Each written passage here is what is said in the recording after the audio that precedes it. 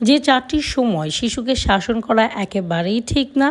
সকালবেলা ঘুম থেকে ওঠার পরে, সকালবেলা ঘুম থেকে উঠেছে বা স্কুলে যেতে যাচ্ছে না, কান্নাকাটি করছে, দেখা যাচ্ছে খেতে বলছি খাচ্ছে না, এমন সময় বাচ্চাদেরকে শাসন করাটা একেবারেই ঠিক না। এই সময়গুলোতে বাবা মার একেবারে ধৈর্য রাখা উচিত এবং তখন হয়তো শাসন করলে তাতে একটা বিপরীত রূপ ধারণ সৃষ্টি হয়। বাহির থেকে ফেরার সময়, বাহির থেকে ফিরে আসছে বা স্কুল থেকে আসছে বা খেলার করে বা যে কোনো হয়তো বাইরে গেল আসছে, এখন তার মুড অফ থাকবে, আমরাই বড়রাই বাইরে থেকে আসলে একটু টায়ার্ড ফিল করি। তো তখন আসছে, তখন আপনি আপনার মর্জি বলছেন খেতে যাও, গোসল করো, এই ধরনের নানা কথা, তখন কিন্তু তাদের একটা মানে শাসনস্বরূপ আচরণ বা সে করছে না, এরকম শাসনস্বরূপ আচরণ তখন করা একেবারেই ঠিক না।